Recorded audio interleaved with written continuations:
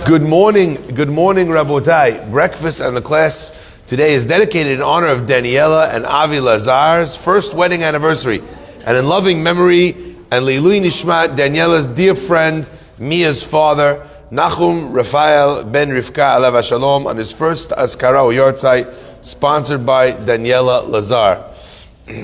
Hazaku Baruch. Our parasha begins by telling us that Vaera, and I appeared, it says, and I appeared, Vaera. Now, I must read to you this pasuk because it's important that we understand the context of what's happening for the idea that I'd like to share today. So if you remember the end of the parasha, it's one of the first parashiot that I read as a young child from the Sefer Torah, right? Moshe comes to God. After God says he's going to save the Jewish people, it actually gets worse. Right? You said it was going to get better. And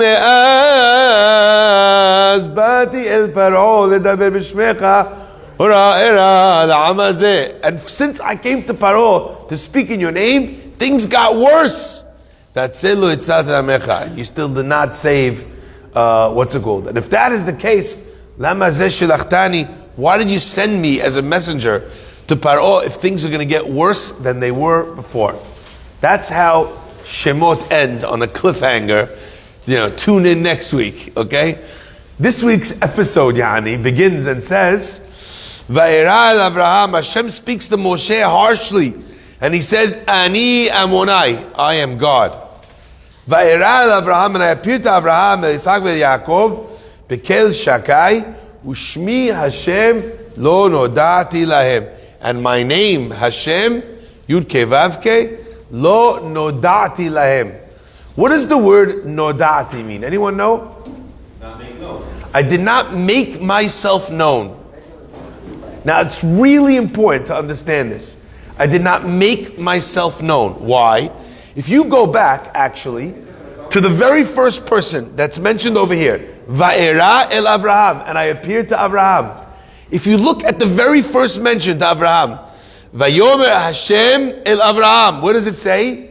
Yud Kei Vav Kei. So the very first time God appears to Avraham, who is it that's speaking? Hashem, in the terms it says Yud Kei Vav Kei, which is the name of God that is spelled that way. So what does it mean that God says, Ushmi Hashem lo nodati lahem? The very first conversation it says that. Sprinkled throughout all of the conversations between Avraham, Yitzhak, Yaakov, we see the terminology of God called by his name, Yud He and then Vav He. We see God speaking to them.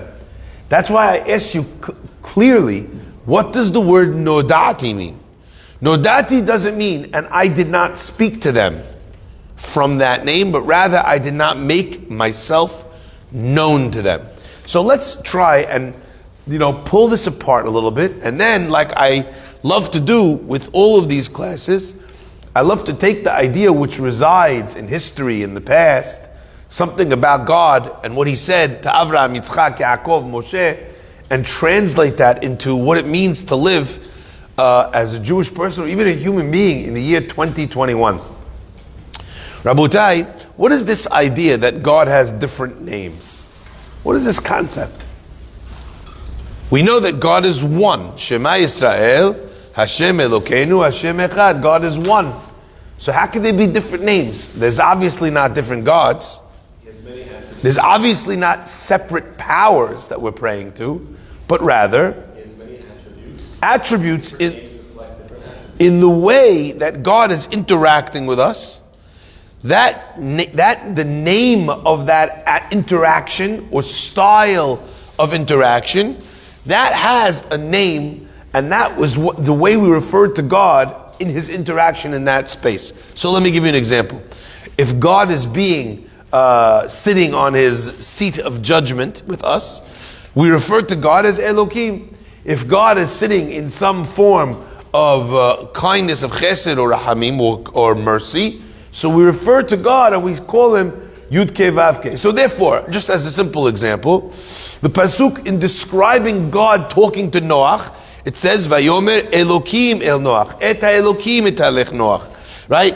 Shachet ko asad et darko lifnei ha'elokim. In front of God, the God of judgment, everything happened in the story of Noach when God destroyed the world through the flood. All that happened to the God called God of Elokim. But when God promises Avram at the time, that he's going to be with him, that he's going to bless him, so there we read about Avraham Avinu interacting with the God called Yud-Ke Vav-Ke. But Rabotai, so each of these names, although they are all concentrated in one God, but rather what we're describing when we use the different names of God, Kel, Shakai, Elokim, Yud-Ke Vav-Ke, Aleph Daled, Nun Yud, Adnut, each one of them speaks about the way or the mode God is in when he's acting with you, when he's acting towards you in any given circumstance. So what God says is, Ushmi Hashem lo nodati lahem. I never came to them and said, Ani Amonai, I am Yud-Ke Vav-Ke. I never said that. I never told them who I was. Now this is incredibly important, and I want to describe what this means in the broader terms for 1 second. My favorite way of explaining this comes by one of the prayers that we say during the Silichot. In the Silichot we say, Anenu Avinu, Anenu, Anenu Borenu, Anenu, Anenu Go'alenu, Anenu, Anenu Dorshenu, Anenu Hod Ve'adar, Anenu Vatik Ve'necha, right? We go on and on and on and on. Zach V'yashar, Hayakaya, right? So each one we keep saying about God, answer us, Anenu Avinu, our Father. Answer us, Borenu, our Creator. Is the Creator different than your Father? No. So what's the second Anenu? Like imagine I said, answer me Murray. I'm calling you on the phone. I need to make an appointment with you. I'm like, answer me Murray. Answer me Mr. Dayan. Answer me person who's sitting between two people. Answer me the man who's on my left. Answer me. All these different descriptions, they're all talking to you. So all the separate anenus, what do? And the answer, Rabotai, is so important in understanding the relationship between a human being and God.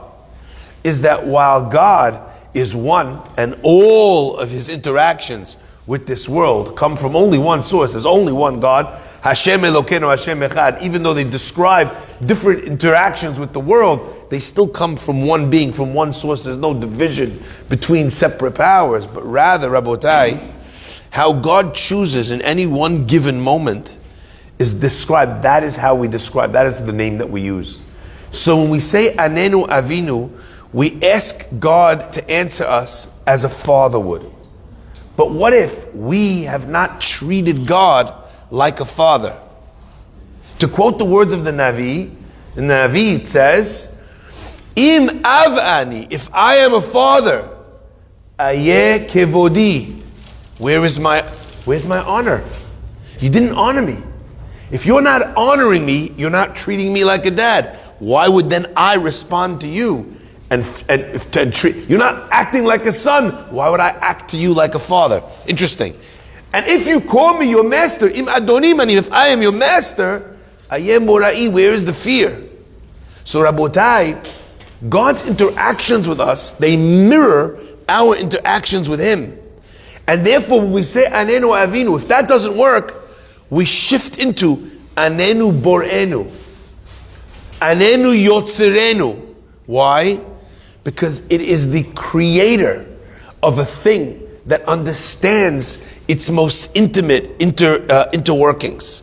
So if I, as an example, if I don't behave the way I'm supposed to, so maybe my father might be disappointed, but my creator who made me with these challenges and with these deficiencies, as a human being, the one who created me understands me, even if my father does not.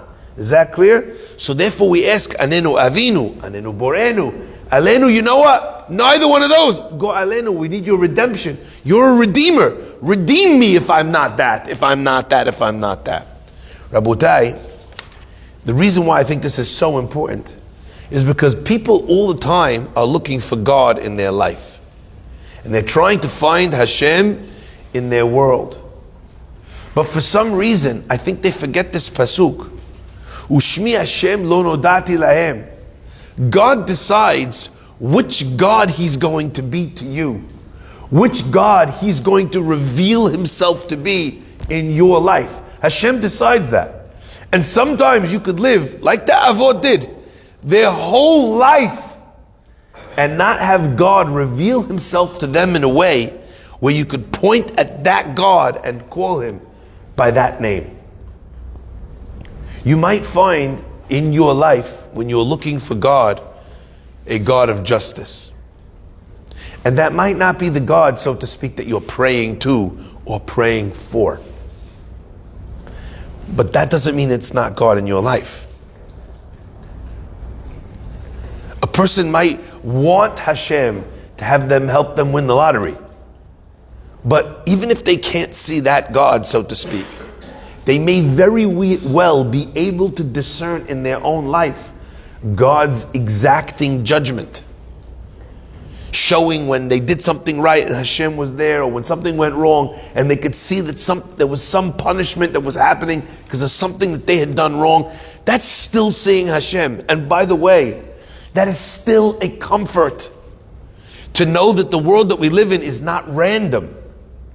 Even if I experience it in a form of punishment, that brings you, or it should bring you, tremendous comfort.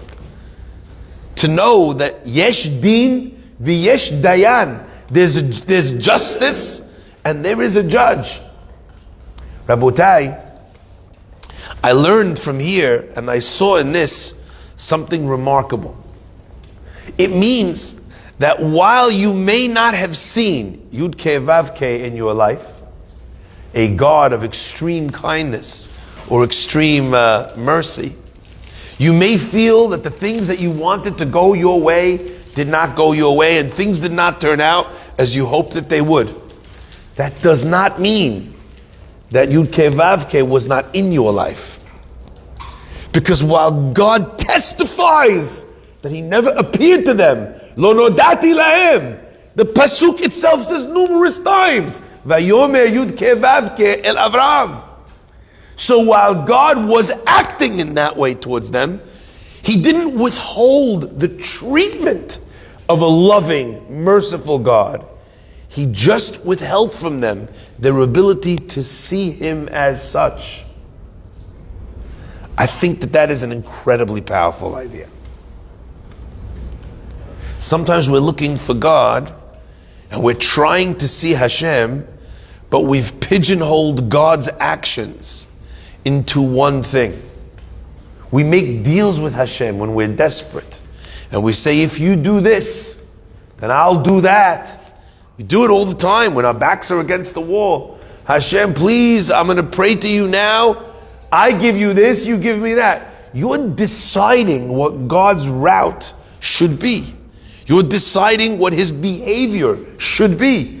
And not only what His behavior should be in truth, but I also am deciding that not only does God need to act this way, I also want to demand that He reveal that action as well to me too. We are all firmly aware of the idea that as children, even when our parents are acting in our best interest, sometimes it doesn't feel that way. We're very aware of that. And then at a later period in time, when you have perhaps your own children, and you look back at that specific decision or approach that your parents took, suddenly you realize, oh my God, my parents did love me. My parents were looking out for my best interest. My parents weren't being unnecessarily strict. They were doing it from the right place. It came from a good space, etc., etc. But Rabotai, what we see about our parents, sometimes we don't choose to see about God. The leeway we'll give our own flesh and blood father and mother, where we say, look, they must have had a reason why they acted this way. I still know they're my parents. We place shackles on God's hands, kaviyachol, and if He doesn't act the way that we want Him to act, we say that He was not there at all. Isn't that fascinating? Ushmi Hashem lo nodati lahem. I did it for them. I just didn't let them know. Sometimes Hashem is acting on your behalf in a plethora of ways, and you are just blissfully, or sometimes very not blissfully, unaware of those actions in your life. Rabutai, I wanted to share just a simple example of this concept of Ushmi Hashem lo nodati lahem. That my name, I didn't let them know. I didn't show them that this was happening. I remember a while ago I had a phone call from a young gentleman who lived in London, and he called me to say Shabbat Shalom. I said Shabbat Shalom. It was very nice to get the phone call, and he said to me, he said, it's already a few years. I was like, a few years since what? He goes, don't you remember? And he reminded me of the story that happened with him, and it was such a special thing to hear this young man say. And I want to share this story with you because I think there's a perfect example of Ushmi Hashem lo nodati lahem. He was a young man who came to me at the time, and he was struggling through a very difficult period in his dating life. This is a boy who, people that were born to be married, like from the time they're like 15, they're already dating, you know what I mean?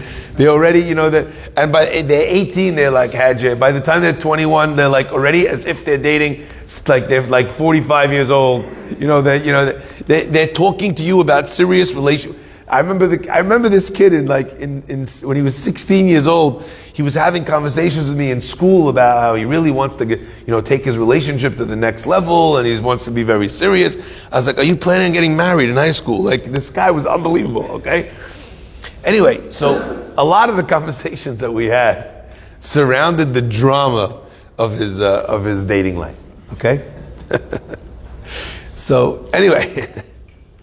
The guy came to me and he said, listen, I don't understand what is going on.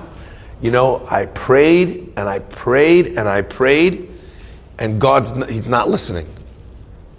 I said, what do you mean? What do you mean you prayed? He says, I prayed and Hashem didn't listen, so I decided I was going to fast.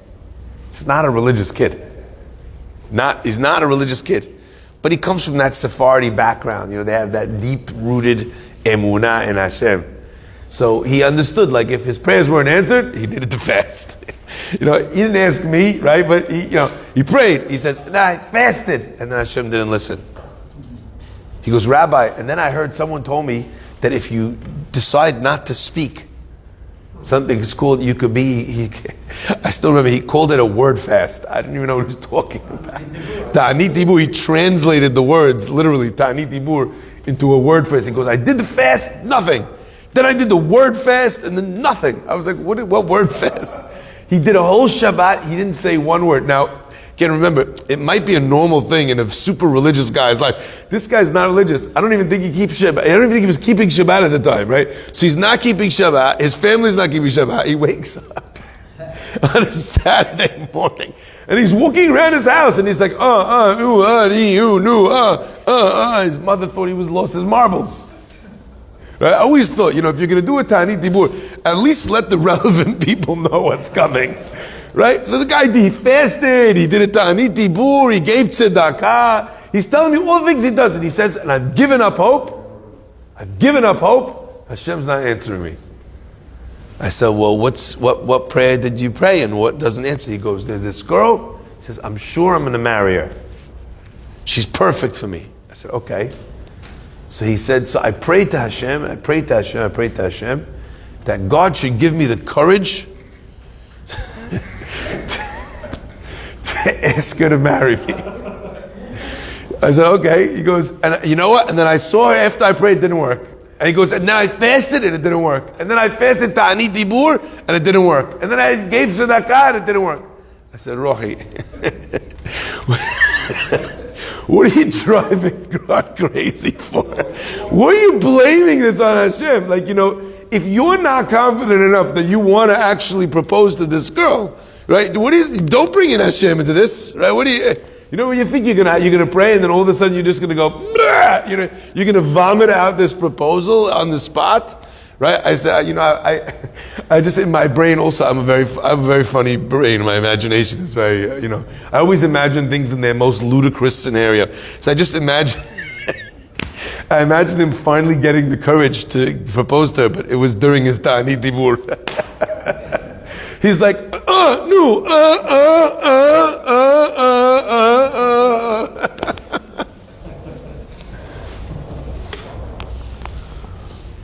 So I said to him, listen, I can't tell you what God's plans are. I have no idea. I said, but if you want so badly to propose to her, and you can't get the words out, you can't actually bring yourself to do it, and then you prayed for it, and then you fasted for it, and then you word fasted, and then you gave tzedakah. I said, if there's something here, maybe you should ask yourself if you're so sure that actually she is the right one. Because I don't think it should be this difficult. Like in the history of proposals, I don't remember anyone having to go through sigufim, needing to put himself through the ringer to be able to ask someone that they really love to spend the rest of their life with them. I don't remember that ever happening to anybody. Good people are not sure yet, but you're telling me you're absolutely sure. So why are you sure that God didn't answer your prayers? Why are you sure? Maybe actually Hashem is helping you realize you're praying to get married. Hashem is helping you realize that this is not the person for you. By every time sabotaging or giving you those feelings that this is not the right move. That gut feeling when someone feels something is right or something is wrong can also be HaKadosh Baruch Hu sharing a message with you, speaking to you. But he had decided that God and God's answer was going to be in this. And if this didn't happen, Hashem's not listening. Rabotai, sometimes I think instead of praying to God for something, we should keep our hands open, look up and sincerely ask God himself in whatever response he deems as the appropriate response for the situation I'm in, but asking Hashem to lead me and to let me see his plan for me. I think those two words together, those two ideas are so beautiful. Hashem, please lead me and show me your plan for me. Whatever it is, I'm okay following you wherever, God, but I need to understand and I need to feel that it is you that is guiding me there, and not that I'm just lost and I have nobody with me. Ushmi Hashem lo nodati lahem. What a powerful lesson that is.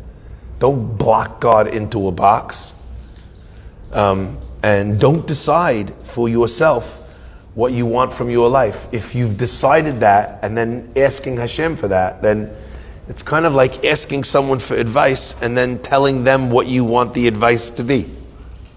I really need some advice about this business deal because I'm going to buy it. So what do you think about me buying it because I'm going to buy it? But that's not asking advice. Usually when people come that way, they're not asking you for advice, they're asking you for a donation. Hashem should bless us always with the clarity to be able to see his plan for us, Rabotai, and in the direction in which he's leading us. Baruch Adonai Le'olam. Amen.